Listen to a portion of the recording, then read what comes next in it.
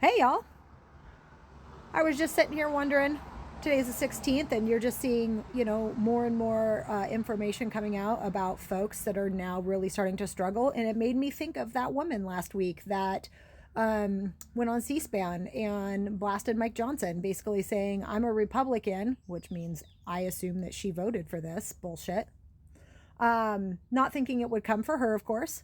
And basically was like, my husband did 2 tours in Afghanistan. He's got PTSD. I have special needs kids. And if I don't get money and medication, my kids could die or at least be seriously injured and hospitalized. What happened to her? I would love to have a reboot, lady. I don't know how to find you, but what happened to you? Tell us. Tell us what is going on. There are platforms out there like this one.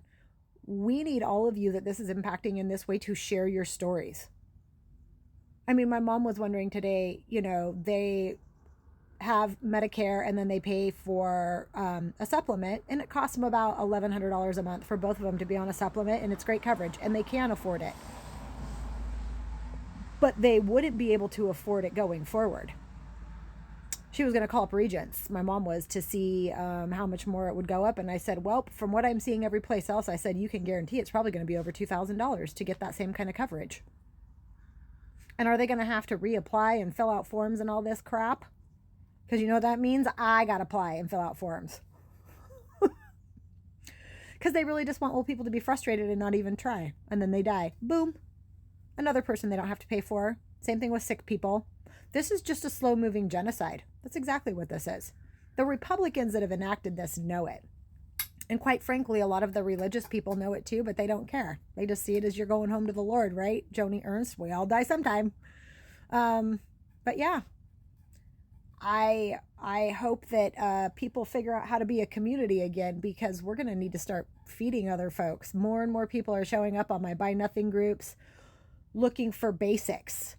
Do you have onion, carrot, anything that I can help make a meal out of and feed my child, because we have no food?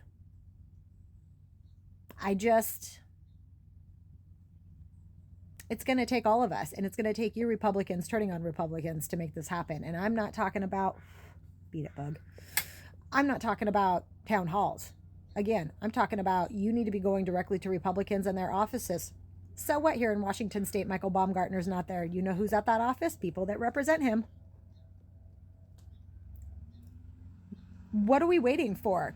We need to stop thinking about the next March, and we need to think about how we're going to change the minds of the Republicans to vote better to get us out of this mess. Why? Why would they do that? Because their staff and themselves are going to be so tired of being hounded by the American people, they're not going to feel like they have a choice. When their staff doesn't want to come to work anymore or answer their phones and look at their emails because they're bombarded, they just might quit doing their jobs. So can we, after this No Kings protest, which I'm sure will be amazing and large, I'm not going to it because I have other things I have to do, but we need to do something more to change the Republicans' minds and get their attention. And waiting for another protest that you're going to announce to them so they can be like Ted Cruz and fly on their jet and get out of town is not going to do anything. I mean, it wouldn't change my mind. Why would it change theirs?